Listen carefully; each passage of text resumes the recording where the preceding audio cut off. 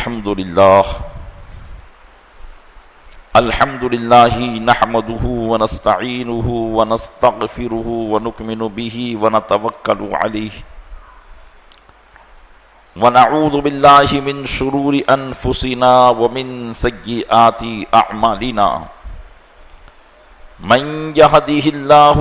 فلا مضل له ومن يضلله فلا هادي له ونشهد أن لا إله إلا الله وحده لا شريك له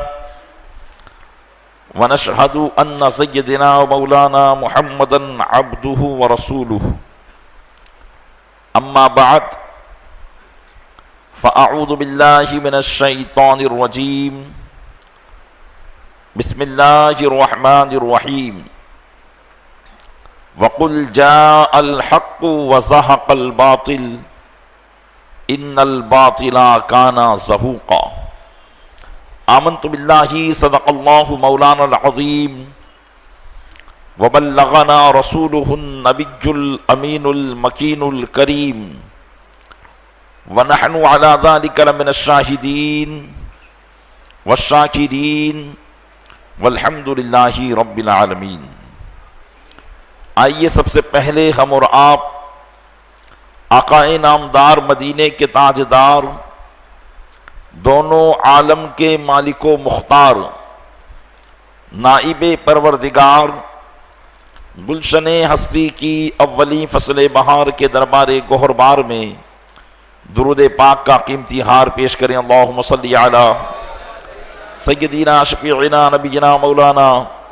محمد معدن الجود والکرم علیہ وبارک وسلم۔ عقیدت و محبت کے ساتھ ایک مرتبہ اور پڑھیں، اللہم صلی علی سیدنا شفیعنا نبینا مولانا محمد معدن الجود والکرم علیہ وبارک وسلم۔ گنبد خضرا کے تصور کے ساتھ ایک مرتبہ اور پڑھ دیں، اللہم صلی علی سیدنا شفیعنا نبینا مولانا محمد معدن الجود والکرم منبع العلم والحلم والحکم وعلیہ واصحابہ وبارک وسلم صلاۃ وسلاما سرمدا دائما ابدا علیک یا رسول اللہ۔ الحمدللہ عز وجل ہم اور آپ اپنے آقا و مولا جناب احمد مجتبیٰ حضرت محمد مصطفیٰ ارواحنا فداہ علیہ التحیۃ والثناء صلی اللہ علیہ وسلم کی ولادت باسعادت کے موقع پر ان کا جشن میلاد منانے کے لیے حاضر ہوئے ہیں۔ اللہ تبارک و تعالی اپنے محبوب صلی اللہ علیہ وسلم کے اس جشن کے صدقے میں ہمارا یہاں جمع ہونا اپنی بارگاہ میں قبول فرمائے اور ان محافل میلاد کو ہمارے لیے ذریعہ نجات بنائے، آمین بجاہ النبی الامین صلی اللہ تعالیٰ علیہ وآلہ وصحابہ تسلیم۔ ایک مرتبہ پھر آپ سے گزارش کروں گا یہ قریب قریب آ کر بیٹھ جائیں، بیچ میں جگہ نہ چھوڑیں تاکہ بعد میں آنے والے پھر وہ آگے نہ آئے، ہے نا، جس کو جہاں جگہ ملے وہ وہیں بیٹھ جائے، کیونکہ بیچ میں پھر جگہ دیکھ کر اگر پیچھے سے اسلامی بھائی آتے ہیں تو آپ لوگوں کا بھی ذہن بھٹکتا ہے۔ اور ادب و اطمینان اور سکون کے ساتھ محفل میلاد میں بیٹھے کہ محفل میلاد کے آداب ہم نے گزشتہ بھی بیان کیے تھے کہ محفل میلاد یہ بڑی ادب والی محفل ہوا کرتی ہے اور اس میں ذرہ برابر بے ادبی یہ اللہ کے محبوب کو بھی ناپسند ہے اور اللہ کو بھی ناپسند ہے، اس لیے ادب و احترام کے ساتھ جتنی دیر ہو سکے ادب کے ساتھ بیٹھنے کی کوشش کریں تو انشاءاللہ تبارک و تعالی محفل میلاد کے جو برکات ہیں،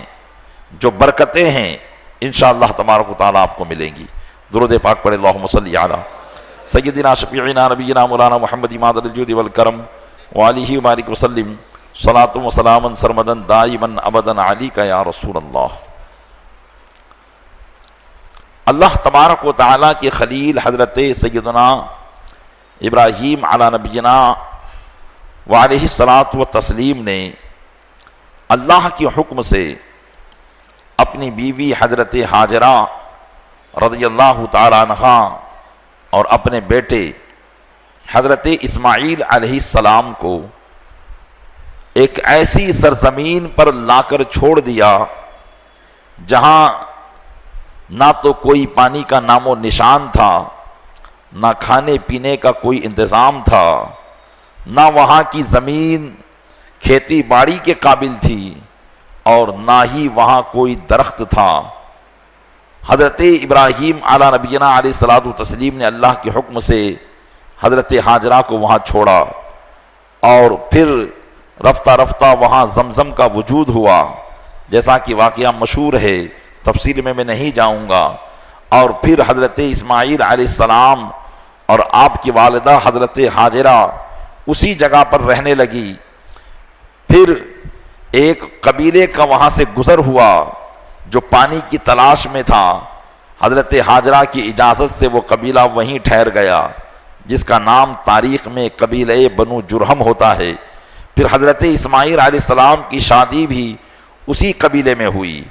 پھر اللہ کے حکم سے حضرت ابراہیم علیہ السلام نے وہاں اللہ کا گھر تعمیر فرمایا، اور یہ وہ جگہ تھی جیسے آج ہم تاریخ کے الفاظوں میں مکۃ المکرمہ کے نام سے یاد کرتے ہیں۔ اپنی ان اولاد کو حضرت ابراہیم علیہ السلام نے وہاں چھوڑ کر اللہ کی بارگاہ میں یہ دعا کی تھی۔ اللہ تعالیٰ قرآن مجید میں حضرت ابراہیم کی دعا کو ارشاد فرماتا ہے، ربنا انی اسکنت من ذریتی بواد غیر ذی زرع عند بیتک المحرم، اے ہمارے رب، بے شک میں نے اپنی اولاد کو ایسی وادی میں چھوڑا ہے جو کھیتی نہیں اگا سکتی ہے، ایسی وادی میں چھوڑا ہے جو کھیتی نہیں اگا سکتی ہے، عند بیتک المحرم، تیرے گھر کے پاس، تیرے بیت حرام کے پاس، ربنا لیقیموا الصلاۃ، اے میرے رب اس لیے میں نے چھوڑا تاکہ یہ تیری عبادت کو قائم کریں، تیری نماز کو قائم کرے۔ وقت گزرتا گیا، آبادی بڑھتی گئی، یہاں تک کہ مکہ مکرمہ کی آبادی سے پورا عرب آباد ہو گیا۔ ایک زمانے تک تو وہاں کے رہنے والے اللہ کی عبادت کرتے رہے، ایک اللہ وحدہ لا شریک پر ایمان لاتے رہے اور اسی کی اطاعت و فرمانبرداری کرتے رہے، لیکن زمانے نبوت سے دوری نے ان لوگوں کو گمراہ کر دیا، اور پھر وہ شرک و بت پرستی میں مبتلا ہو گئے، اور ایسی شرک و بت پرستی میں مبتلا ہوئے کہ 360 پتھر کے بتوں کو انہوں نے کعبۃ اللہ شریف میں نصب کر دیا۔ وہ کعبہ جسے اللہ تبارک و تعالیٰ نے اپنی ایک ہونے کی نشانی قرار دیا تھا، اپنی وحدانیت کی نشانی قرار دیا تھا، اس کعبے کو ظالموں نے 360 بتوں کا بت قدا بنا دیا، اور ہر قبیلے کا ایک الگ بت ہوتا۔ جہالت چھا گئی اور نوری کرنیں وہاں سے ختم ہو گئی۔ سینکڑوں سال اسی حالت میں گزرے کہ کعبۃ اللہ شریف میں لوگ اللہ کا نام تو لیتے، لیکن ساتھ میں ان بتوں سے بھی مدد چاہی جاتی، ان بتوں کی بھی عبادت کی جاتی، ان بتوں کی بھی خوشی اور ناراضگی کا خیال رکھا جاتا۔ غرض کی وہ کعبہ جو اللہ تبارک و تعالیٰ نے اپنے بندوں کے لیے سمت قبلہ بنایا تھا، وہ کعبہ بتوں کا مرکز بن گیا، وہ کعبہ ظلمتوں اور تاریکیوں کا مرکز بن گیا۔ اس کعبے سے نورانیت ختم ہو گئی۔ اب وہ کعبہ بھی اس بات کے انتظار میں تھا کہ اللہ تبارک و تعالیٰ کسی ذات کو بھیجے جو مجھے ان بتوں سے آزاد کرا دے۔ کعبے کی بھی یہ صدا تھی۔ وہ وقت آیا، اللہ تبارک و تعالیٰ نے اپنے محبوب کو، حضرت اسماعیل علیہ السلام ایک نبی وہاں پر آئے تھے، ان کے بعد سینکڑوں سال بلکہ ہزاروں سال گزرے، کوئی نبی نہ آیا۔ کئی سالوں کے بعد ہمارے آقا صلی اللہ علیہ وسلم کی ولادت باسعادت مکہ مکرمہ میں ہوئی، مکہ مکرمہ میں ہوئی، تاکہ اب کعبے کو بت سے پاک کیا جائے۔ سرکار دو عالم صلی اللہ علیہ وسلم کا بچپنا، جوانی مکہ میں گزری۔ تمام لوگوں نے میرے آقا علیہ السلام کے ہر پہلو کو دیکھا، سیرت مبارکہ کے ہر انداز کو دیکھا۔ صداقت اور آپ کی حق گوئی اور امانت داری لوگوں میں ایسی مشہور ہو گئی کہ بت کی عبادت کیا کرتے تھے، لیکن آقا علیہ السلام کے بارے میں پوچھا جاتا تھا تو وہ کہتے تھے الصادق الامین۔ محمد صلی اللہ علیہ وسلم تو سچ بولنے والے اور امانت دار ہیں۔ ہر ایک ان کا ثناء تھا، ہر ایک ان کی تعریف کرنے والا تھا۔ کب تک؟ اس وقت سے پہلے تک جب کہ آقا صلی اللہ علیہ وسلم نے اپنی نبوت کا اعلان نہ کیا تھا۔ 40 سال کی عمر شریف ہوئی، اللہ تبارک و تعالیٰ نے اپنے محبوب کو حکم دیا کہ اے محبوب اب نبوت کا اعلان کرو۔ تو میرے آقا صلی اللہ علیہ وسلم اس وقت کے ماحول کے مطابق کہ جس کو اگر کوئی خاص اعلان کرنا ہوتا تو وہ صفا پہاڑی کی چوٹی پر چڑھ جاتا۔ آج تو صفا پہاڑی بالکل ختم ہی ہو گئی ہے، یہ پہلے بہت بڑا پہاڑ تھا۔ اس پہاڑ کی چوٹی پر چڑھ جاتا اور لوگوں کو آواز دیتا تو لوگ اس کے ارد گرد جمع ہو جاتے۔ میرے آقا صلی اللہ علیہ وسلم نے بھی اس دور کے ماحول کے مطابق یہی کام کیا اور سبھی لوگوں کو جمع کیا، اور جمع کرنے کے بعد اللہ کی وحدانیت اور اپنی نبوت کا اعلان کیا۔ یہ اعلان کیا کرنا تھا کہ اپنے بھی دشمن ہو گئے، دوست بھی دشمن ہو گئے۔ وہ لوگ جو کبھی ان کو صادق و امین کہتے تھے، اب کوئی ان کو مذمم کہتا تھا، کوئی ساحر کہتا تھا، کوئی کاہن کہتا تھا، کوئی شاعر کہتا تھا، کوئی مجنون اور دیوانہ کہتا تھا۔ گرد کی وہ خواتین جو مکہ کے بڑے بڑے رئیسوں کے گھر کی عورتیں تھیں، جو اپنے لیے باہر قدم رکھنا بھی اپنے عیش و آرام کے خلاف سمجھا کرتی تھی، لیکن رسول اکرم صلی اللہ علیہ وسلم کے اس اعلان کے بعد وہ ان کی ایسی دشمن ہو گئی تھی کہ رات بھر کانٹے چن چن کر اس راہ پر بچھاتی جس راہ سے میرے آقا علیہ السلام کا گزرنا ہوا کرتا تھا۔ ایسی دشمنی، لیکن اس کے باوجود بھی اسلام ایسے ماحول میں بھی پنپتا رہا۔ وقت آیا، 13 سال کا عرصہ گزر گیا، صحابہ کرام اللہ عز و جل کی راہ میں مار کھاتے رہے، شہید ہوتے رہے، کافروں ظالموں کے ظلم و ستم کے نشانے بنتے رہے، لیکن ان کی زبان پر یہی جاری ہوتا تھا احد احد، اللہ ایک ہے ایک ہے۔ مشرکین ان کو مجبور کرتے کہ یہ شرک کر لے،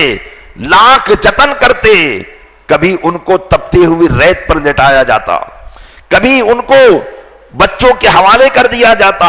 وہ بچے انہیں پتھر مارتے، دیوانہ کہتے، لیکن صحابہ کرام کی زبان پر صرف اللہ کے ایک ہونے کا نعرہ ہوا کرتا تھا۔ وہ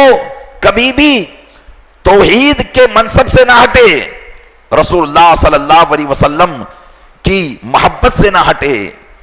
ایک وقت ایسا آیا کہ آقا صلی اللہ علیہ وسلم کو حکم ہوا کہ محبوب اب اپنے جانثاروں کو ہجرت کرنے کا حکم دو۔ میرے آقا صلی اللہ علیہ وسلم نے سب سے پہلے اپنے صحابہ سے فرمایا کہ حبشہ کی طرف ہجرت کر جاؤ۔ کچھ صحابہ حبشہ کی طرف ہجرت کر گئے، ابھی آپ کی ہجرت کا وقت نہ آیا تھا۔ کچھ اور وقفہ گزرا، اللہ نے اپنے محبوب کو بھی حکم دے دیا کہ اب محبوب تم بھی ہجرت کر جاؤ، اس لیے کہ دین کی دعوت یہاں سے پھیلانا بہت مشکل ہے، اور یہ اب مدینہ جا کر تمہیں دین کا پیغام پہنچانا ہے۔ میرے آقا صلی اللہ علیہ وسلم بھی مکہ مکرمہ سے مدینہ منورہ کی طرف 13 سال مکہ مکرمہ میں نبوت کا اعلان کے بعد 13 سال رہ کر مدینہ منورہ کی طرف ایسی حالت میں آپ نے ہجرت کی، ایسی حالت میں ہجرت کی کہ لوگ آپ کے پیچھے پڑے ہوئے تھے۔ مشرکین مکہ کا یہ اعلان تھا کہ محمد صلی اللہ علیہ وسلم کو کوئی زندہ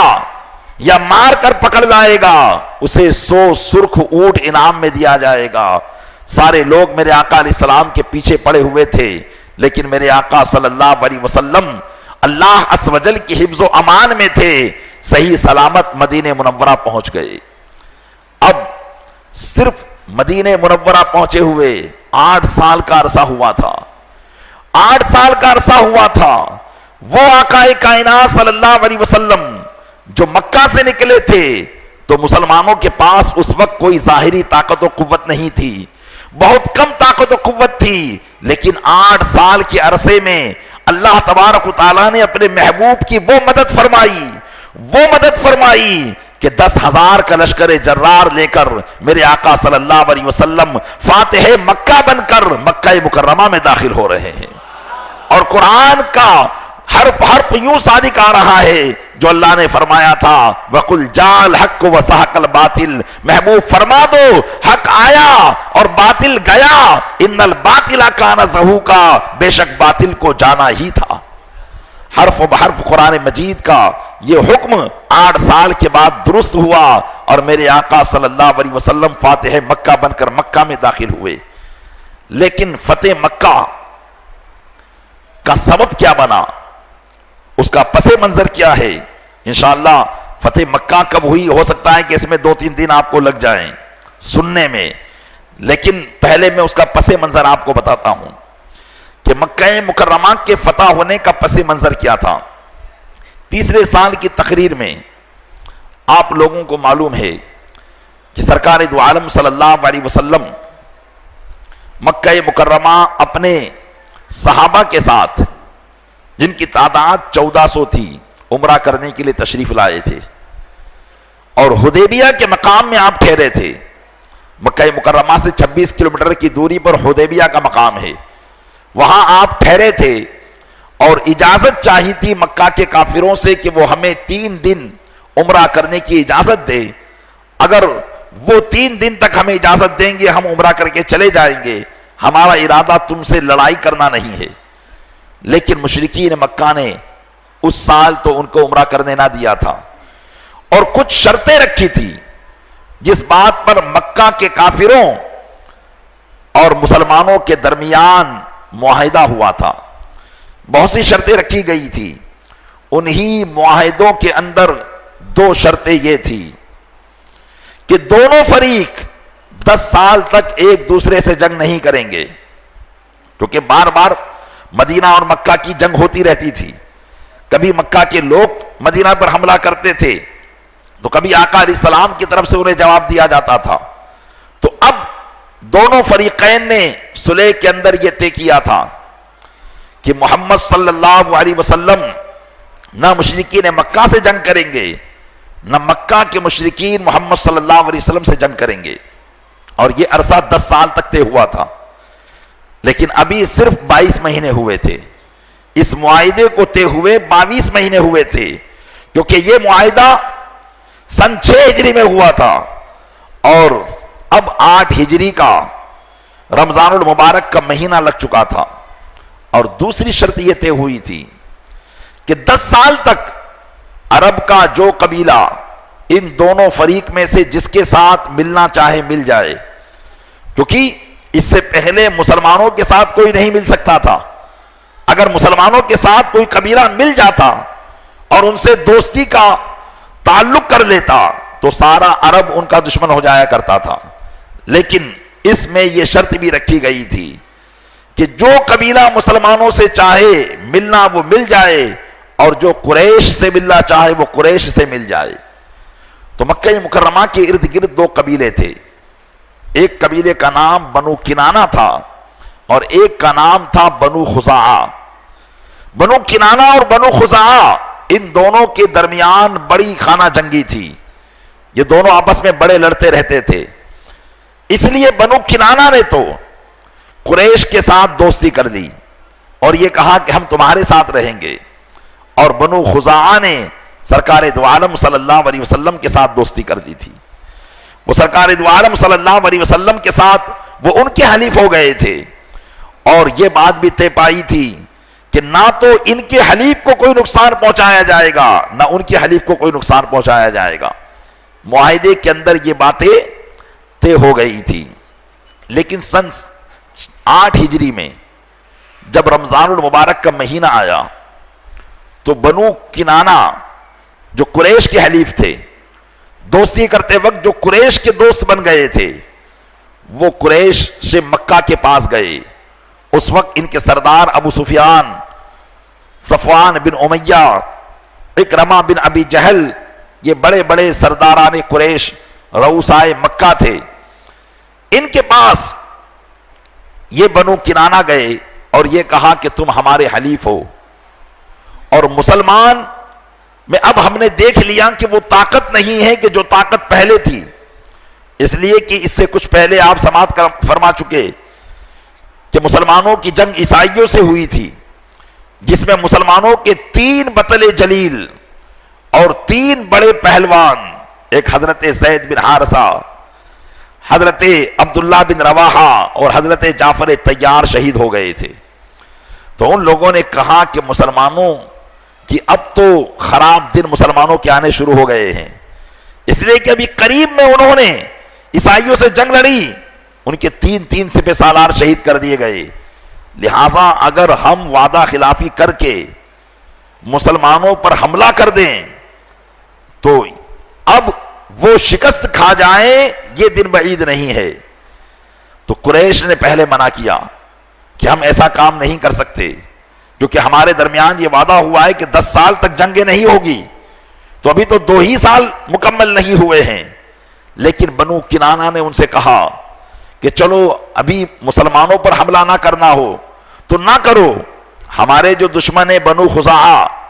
اور جنہوں نے اس موقع پر دوستی محمد صلی اللہ علیہ وسلم سے کی تھی، انہوں نے ہمارے کئی جوانوں کو لڑائی میں قتل کیا ہے. ہم یہ چاہتے ہیں کہ ہم اپنے جوانوں کے قتل کا بدلہ ان سے لیں اور تم ہمارا تعاون کرو، سپورٹ کرو. قریش مکہ نے اس سے بھی منع کر دیا، کہا نہیں، یہ محمد صلی اللہ علیہ وسلم کے حلیف ہے اور ہمارا یہ معاہدہ بھی ہوا ہے کہ نہ تو تم ہمارے حلیف کو پریشان کرو گے نہ ہم تمہارے حلیف کو پریشان کریں گے. لیکن بنو کنانہ نے ان پر زور دیا اور اپنے احسانات ان کو یاد دلائے کہ دیکھو ہم چاہتے تو ہم بھی محمد صلی اللہ علیہ وسلم کے حلیف بن جاتے، لیکن ہم نے ان پر تم کو ترجیح دی ہے، لہذا ایسے موقع پر ہمیں چاہیے، آپ کو چاہیے کہ آپ ہمارا سپورٹ کریں. تو بنو کنانہ کی ان ریکویسٹ پر، ان مطالبات پر قریش تیار ہو گئے، لیکن انہوں نے شرط رکھی کہ ہم اپنے جسم کو کپڑوں سے لپیٹ لیں گے تاکہ بنو خزاعہ کو یہ نہ معلوم ہو کہ ہم نے وعدہ خلافی کی ہے. اس لیے کہ اگر یہ بات محمد صلی اللہ علیہ وسلم کو معلوم ہوگی تو وہ بغیر کسی توقف کیے مکہ پر حملہ کر دیں گے اور پھر ہم میں طاقت نہیں ہوگی کہ ہم ان کا مقابلہ کر سکیں. اس لیے ان لوگوں نے یہ پلاننگ کی کہ بنو خزاعہ کا جو علاقہ ہے، اس علاقے کے قریب ایک کنواں ہے جس کا نام بئر وطیرہ ہے. ہم سب لوگ بئر وطیرہ پر رات کی تاریکی میں جمع ہو جائیں گے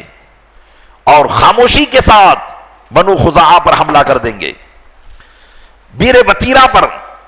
حاضری کا سب نے طے کر لیا اور یہ بات بھی پلاننگ میں ہوئی کہ جو بھی کام ہوگا وہ خاموشی کے ساتھ ہوگا. نہ تو مکہ سے مدینہ اس بات کی خبر جانی چاہیے، نہ ہی بنو خزاعہ کو اس بات کی خبر ہونی چاہیے. تو بنو خزاعہ آرام سے سو رہے تھے، ان کو بھی معلوم تھا کہ 10 سال کا معاہدہ ہوا ہے، 10 سال تک تو کوئی کسی سے لڑے گا نہیں، بہت آرام کی زندگی وہ گزار رہے تھے کہ اچانک قریش اور بنو کنانہ نے مل کر بنو خزاعہ پر حملہ کر دیا. رات کی تاریکی میں وہ ہوش نہ سنبھال سکے اور دوڑ کر حرم کی حد میں داخل ہونے لگے، کیونکہ قریش مکہ بھلے وہ مشرک تھے لیکن حدود حرم کی تعظیم کیا کرتے تھے، اور حرم کی حد میں لڑنا اور قتل و غارت گیری کرنا ان کے نزدیک بھی بہت بڑا جرم تھا. وہ اس میں داخل ہونے لگے تاکہ بنو کنانہ ہم پر حملہ آور نہ ہو پائے، لیکن ان لوگوں نے اس سے بھی دریغ نہ کیا. حرم کی سرحد میں داخل ہونے کے باوجود بھی بنو کنانہ نے بنو خزاعہ کو اپنا نشانہ بنایا اور بے دریغ بنو کنانہ کو قتل کیا، بنو خزاعہ کو قتل کیا، یہاں تک کہ ان کا جو امیر تھا، ان کا جو سرغنا تھا جس کا نام نوفل بن معاویہ تھا، یہ سارے قبیلے کا سردار تھا بنو کنانہ کے، اس کے ساتھیوں نے اسے یاد بھی دلایا کہ ہم حرم کی حد میں آ چکے ہیں، لہذا حرم کی حد میں اب ہمیں انہیں چھوڑ دینا چاہیے، لیکن نوفل بن معاویہ کہنے لگا کہ آج کے دن کوئی خدا نہیں ہے، آج کے دن کوئی خدا نہیں ہے، بلکہ آج ہمیں کسی کا پاس نہیں کرنا ہے، بلکہ آج ہمیں اپنے دشمنوں سے بدلہ لینا ہے۔ الغرض بہت بری طریقے سے بنو خزاعہ کی قتل و غارت کی گئی، پوری رات ان کا قتل عام کیا گیا، اور پھر جیسے ہی صبح کی سپیدی نمودار ہونے لگی، بنو کنانہ بھی بھاگ گئے اور قریش کے جو لوگ نقاب پہن کر آئے تھے وہ بھی تاریکی میں اپنے اپنے گھروں پر داخل ہو گئے۔ ان کو ایسا تھا کہ ہم کو کسی نے دیکھا نہیں ہے، اس لیے وہ یہ چاہتے تھے کہ اگر ہم سے پوچھا جائے گا تو ہم منع کر دیں گے کہ ہم نے کسی پر حملہ نہیں کیا ہے۔ لیکن جب صبح وہ اٹھے تو ان کے گھر کے باہر ہی بنو خزاعہ کی لاشوں کے ڈھیر لگے ہوئے تھے، بنو خزاعہ کی لاشوں کے ڈھیر لگے ہوئے تھے، اور ادھر میرے آقا صلی اللہ علیہ وسلم حضرت ام المومنین عائشہ صدیقہ رضی اللہ تعالیٰ عنہ فرماتی ہیں کہ ایک رات ایک صبح سرکار دو عالم صلی اللہ علیہ وسلم اٹھے اور حضرت ام المومنین سے کہنے لگے، اے عائشہ غضب ہو گیا، غضب ہو گیا۔ ام المومنین نے عرض کیا، یا رسول اللہ کیا بات ہوئی ہے؟ آپ نے فرمایا کہ مکہ کے لوگوں نے جو معاہدہ ہمارے ساتھ کیا تھا، جو وعدہ ہمارے ساتھ کیا تھا، اس وعدے کو توڑ دیا ہے۔ حضرت ام المومنین گھبرائی اور عرض کرنے لگی، یا رسول اللہ اس میں خیر تو ہے؟ آپ نے فرمایا اس میں اللہ نے چاہا تو مسلمانوں کے لیے خیر ہوگی، اس لیے کہ اب معاہدہ توڑنا ہمارے اوپر نہیں آئے گا، معاہدہ انہوں نے توڑا،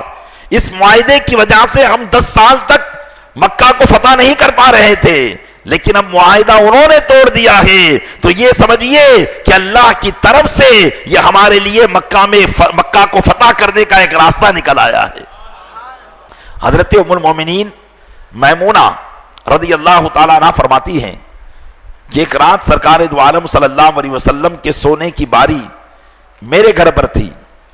تو میرے آقا صلی اللہ علیہ وسلم تہجد کے وقت اٹھے اور وضو کرنے کے لیے طہارت گاہ پر تشریف لے گئے۔ آپ وضو فرما رہے تھے تو ام المومنین فرماتی ہے کہ اچانک سرکار دو عالم صلی اللہ علیہ وسلم یوں ارشاد فرما رہے تھے، لبیک لبیک لبیک، پھر کہنے لگے نصرتا نصرتا نصرتا۔ تو حضرت ام المومنین اچنبے میں آ گئی اور انہوں نے پوچھا، یا رسول اللہ کیا وہاں کوئی شخص موجود ہے جس سے آپ بات کر رہے ہیں، جس سے آپ کہہ رہے ہیں کہ میں حاضر ہوں؟ تو آقا کائنات صلی اللہ علیہ وسلم نے فرمایا، اے میمونہ یہاں کوئی موجود نہیں ہے، لیکن مکہ مکرمہ میں ہمارے جو دوست قبیلے تھے ان پر قریش مکہ نے حملہ کر دیا ہے، اور وہ مجھے مدد کے لیے پکار رہے ہیں، وہ مجھے مدد کے لیے پکار رہے ہیں۔ میں ان کی گفتگو کو سن کر کہہ رہا ہوں کہ گھبراؤ مت، میں حاضر ہوں، میں حاضر ہوں، اور تمہاری مدد کی جائے گی، تمہاری مدد کی جائے گی، تمہاری مدد کی جائے گی۔ حضرت میمونہ رضی اللہ تعالیٰ عنہ فرماتی ہیں کہ یہ واقعہ ہمارے لیے بڑا عجیب و غریب تھا، اور ہم 2-3 دن تک انتظار کرتے رہے کہ مکہ سے اس تعلق سے کیا کوئی خبر آتی ہے، لیکن 3 دن تک تو کوئی خبر نہ آئی۔ پھر اس کے بعد چوتھے دن قبیلہ بنو خزاعہ کی طرف سے ایک قاصد 40 نوجوانوں کو لے کر، جس کا نام سالم خزاعی تھا، وہ آقا صلی اللہ علیہ وسلم کی بارگاہ میں آیا۔ سرکار دو عالم صلی اللہ علیہ وسلم نماز عصر پڑھ کر تشریف فرما تھے، اور آ کر دعائی دینے لگا کہ محمد صلی اللہ علیہ وسلم، حالانکہ وہ قبیلہ بھی مسلمان نہیں تھا، لیکن انہوں نے آقا علیہ السلام سے دوستی کا وعدہ کر لیا تھا۔ کہنے لگے کہ یا رسول اللہ، اے محمد صلی اللہ علیہ وسلم، آپ سے ہم نے دوستی کا معاہدہ کیا تھا، جس کی وجہ سے مشرکین مکہ پر ہم پر حملہ کر دیا اور ہمارے کئی نوجوانوں کو موت کے گھاٹ اتار دیا ہے۔ پھر اس نے ایک قصیدہ پڑھا جو ان کی درد کے حالات کو سنا رہا تھا۔ سرکار دو عالم صلی اللہ علیہ وسلم غصے کے ساتھ اٹھے اور ارشاد فرمایا ان قریب تمہاری مدد کی جائے گی، تم گھبراؤ مت، ہم تمہاری مدد کریں گے۔ ادھر قریش مکہ نے حملہ تو کر دیا تھا لیکن اب پچھتا رہے تھے، سارے مکہ کے لوگ جمع تھے کہ اب اگر محمد صلی اللہ علیہ وسلم کو اس بات کی اطلاع ملی تو ہماری خیر نہیں ہے، کیونکہ وہ ہم پر ضرور حملہ کریں گے۔ اس لیے سارے مکہ کے لوگ اپنے سرداروں کے پاس جاتے، میٹنگیں کرتے، لیکن ان کا کوئی حل نہیں نکلتا۔ میرے آقا صلی اللہ علیہ وسلم نے سب سے پہلے ایسا نہیں کہ ڈائریکٹ مکہ پر حملہ کرنے کا حکم دے دیا، بلکہ مکہ مکرمہ اپنے ایک صحابی حضرت ضمرہ رضی اللہ تعالی عنہ کو اپنا قاصد بنا کر مکہ کے لوگوں کے پاس بھیجا تاکہ ان کے سامنے وہ ان تین باتوں میں سے کوئی ایک بات کو قبول کر لے۔ میرے آقا علیہ السلام نے جو امن کے پیغمبر تھے، امن و شانتی کے پیغمبر تھے، اگر چاہتے تو دشمنی کا بدلہ دشمنی سے لیا جاتا، لیکن سرکار دو عالم صلی اللہ علیہ وسلم نے ایسی کوئی بات نہ کی، بلکہ تین تجویزیں پیش کی۔ حضرت ضمرہ کہتے ہیں کہ میں گیا اور مکہ مکرمہ پہنچا، مسجد حرام کے باہر میں نے اپنی اونٹنی بٹھائی اور میں حرم کعبہ میں گیا تو قریش کے قبیلوں کی الگ الگ محفلیں سجی ہوئی تھی، ہر برادری والا شام کے وقت وہاں آ کر بیٹھ جاتا اور اپنی رونقیں اپنی محفلیں سجایا کرتا تھا، اور وہاں کسی خاص امر پر کوئی میٹنگ کرنی ہوتی تو وہاں میٹنگ کیا کرتا تھا۔ حضرت ضمرہ کہتے ہیں کہ میں نے ان لوگوں کو آواز لگائی، وہ لوگ سب دوڑتے ہوئے میرے پاس آئے اور پوچھا کون ہو؟ میں نے کہا میں محمد صلی اللہ علیہ وسلم کا قاصد ہوں۔ پوچھا کیا خبر لے کر آئے ہو؟ حضرت ضمرہ کہتے ہیں کہ میں نے آقا علیہ السلام کی تجویزیں ان کو سنائی۔ میرے آقا علیہ السلام نے تین باتیں ان کو پیش کی تھی اور ارشاد فرمایا تھا کہ ان تین باتوں میں سے کوئی بھی ایک تجویز تم قبول کر لو۔ نمبر ایک، سرکار دو عالم صلی اللہ علیہ وسلم نے سب سے پہلی تجویز تو یہ رکھی کہ یا تو بنو خزاعہ کے جو مقتولین ہیں ان کی دیت تم ادا کر دو، یعنی بنو خزاعہ کے جتنے لوگوں کو تم نے قتل کیا ہے ان کا خون بہا اور ان کے جو قصاص، ان کا جو مال ہے، دیت کہتے ہیں کہ اگر کوئی کسی کو قتل کر دے تو اس کے قتل پر جو جرمانہ ہوتا ہے اسی کو دیت کہا جاتا ہے، جس کو اردو میں خون بہا بھی کہا جاتا ہے، عربی میں اس کو دیت کہتے ہیں۔ تو آقا علیہ السلام نے ایک تجویز یہ رکھی کہ یا تو بنو خزاعہ کے جتنے لوگوں کو تم نے مارا ہے اتنے لوگوں کا پیسہ تم دے دو، جس کو عربی زبان میں دیت کہتے ہیں۔ فرمایا کہ بنو خزاعہ کے مقتولوں کی دیت تم ادا کر دو۔ دوسری تجویز، یا بنو کنانہ سے اپنا عہد ختم کر دو، بنو کنانہ سے جو تم نے دوستی کا وعدہ کیا ہے، جو تم نے دوستی کا عہد کیا ہے وہ ان سے توڑ دو تاکہ ہم بدلہ ان سے لیں۔ اگر ہم ان سے بدلہ لینے جائیں گے اور تمہارا عہد ہوگا تو تمہیں بھی ان کی مدد کرنی ہوگی۔ تو فرمایا یا بنو کنانہ سے